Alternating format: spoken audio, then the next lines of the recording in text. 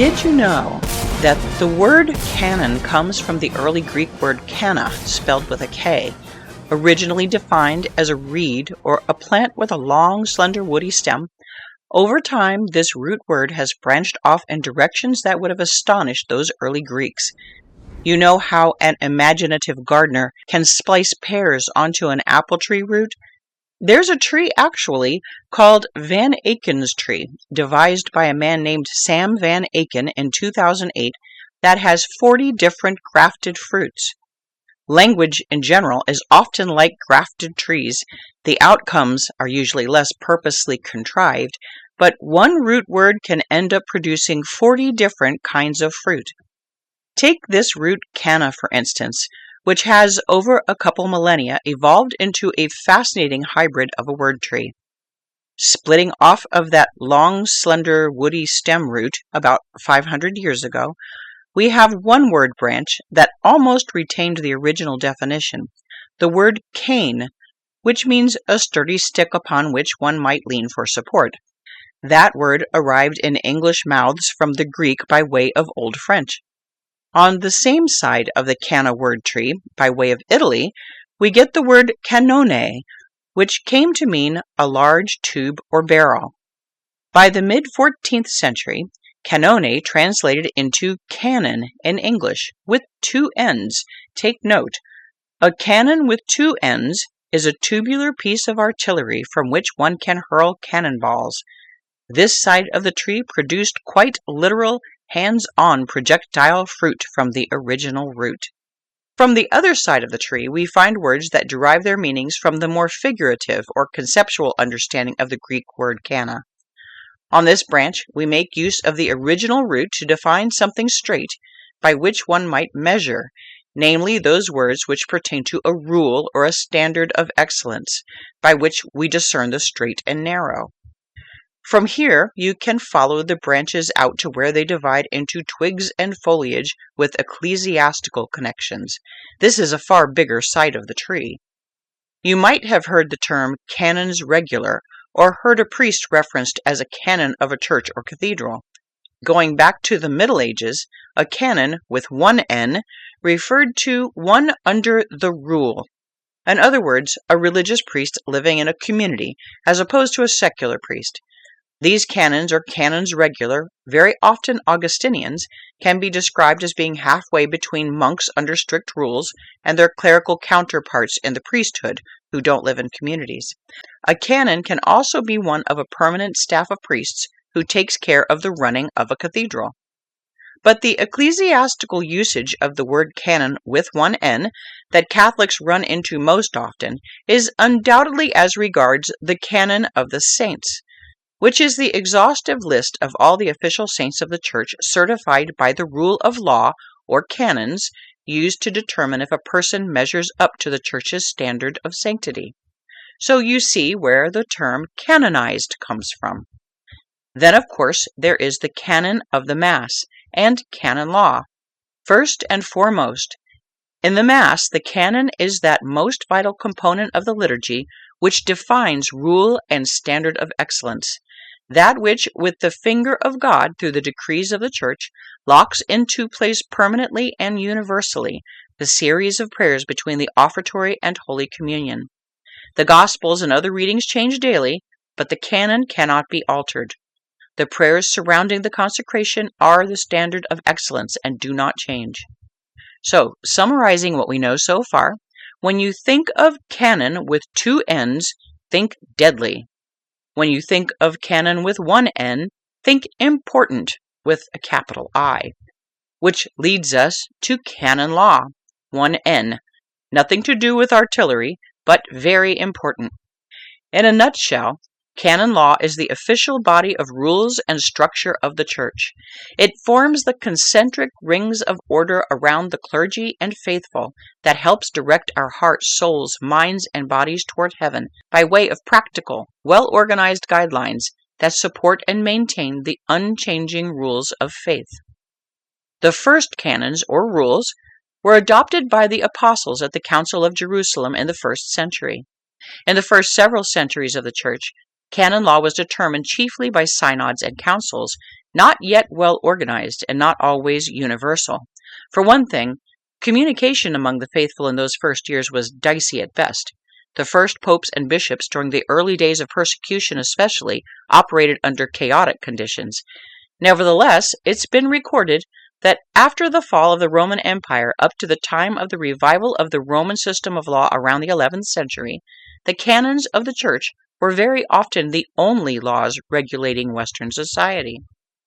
Our Old Catholic Encyclopedia tells us that, quote, by the year 325 at the Council of Nicaea, the legislative power of the Church had begun to form, of necessity, to organize and govern its members in accordance with the truths and laws passed down through the apostles from Christ, thus recording in various places the first sporadic additions to the laws of the Church.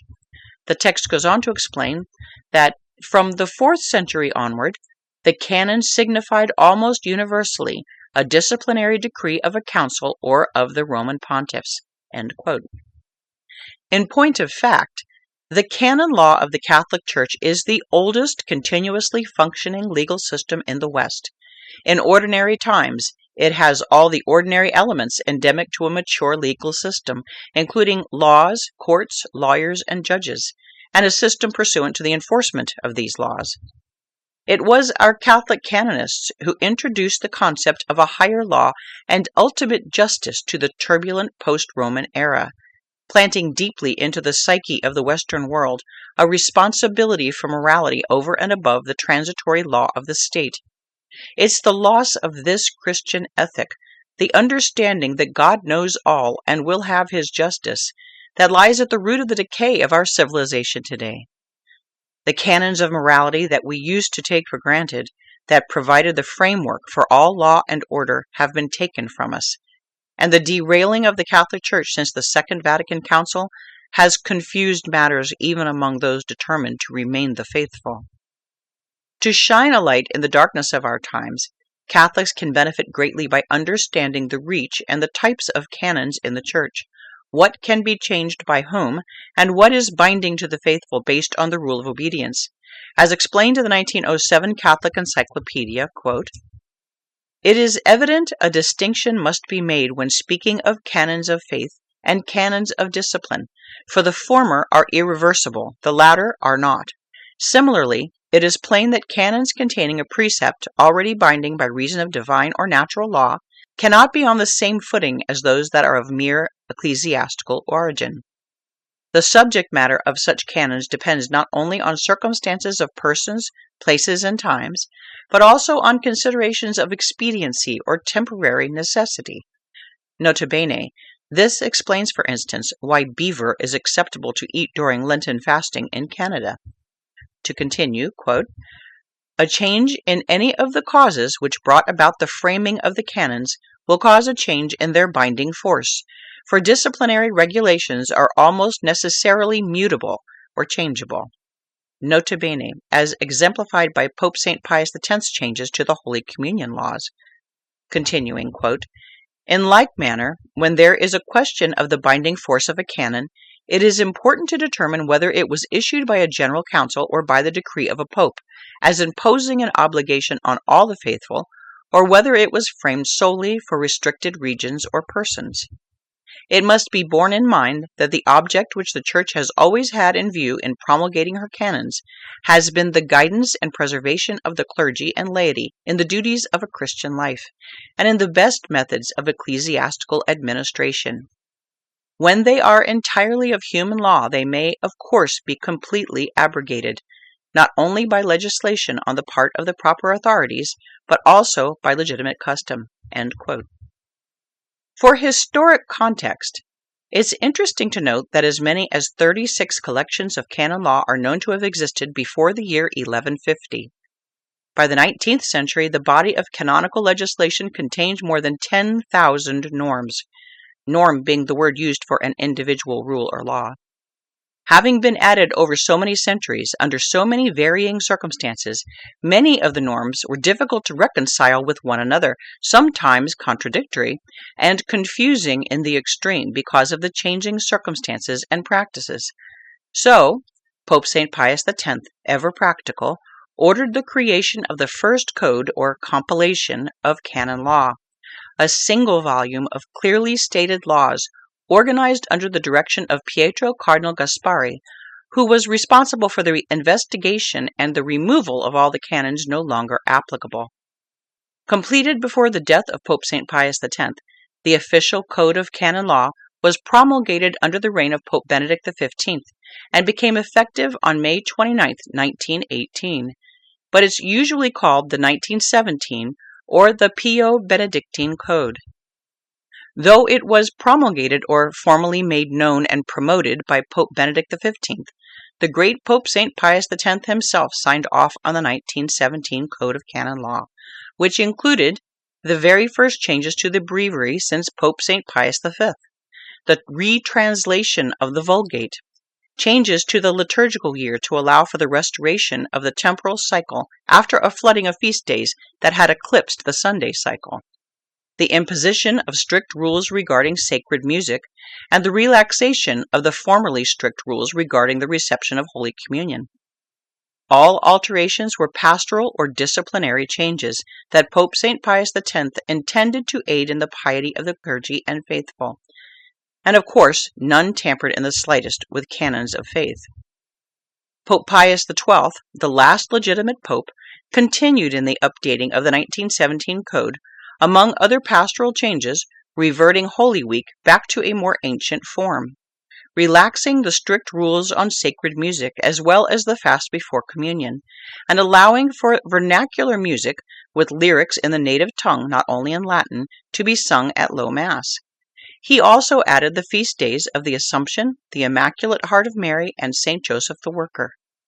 All, again, pastoral or disciplinary changes, such as other popes have made countless times over the centuries, none of which tampered in the slightest with canons of faith. Canon law is a specific study in the syllabus of seminarians, but true canon lawyers, trained, certified, and legitimately consecrated in the Catholic Church, are rare as hen's teeth today. In other words, there are none at this time.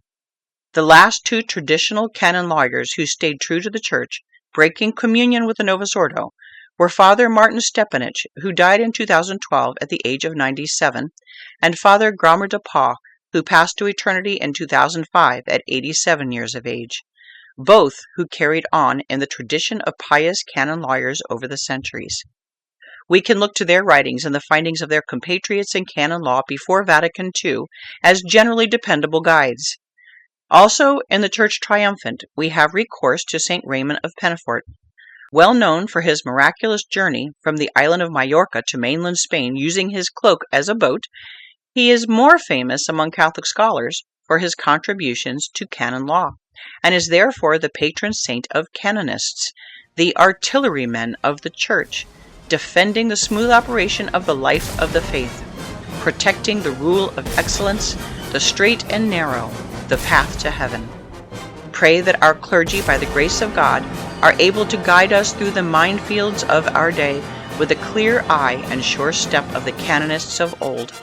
St. Raymond of Penafort, pray for us.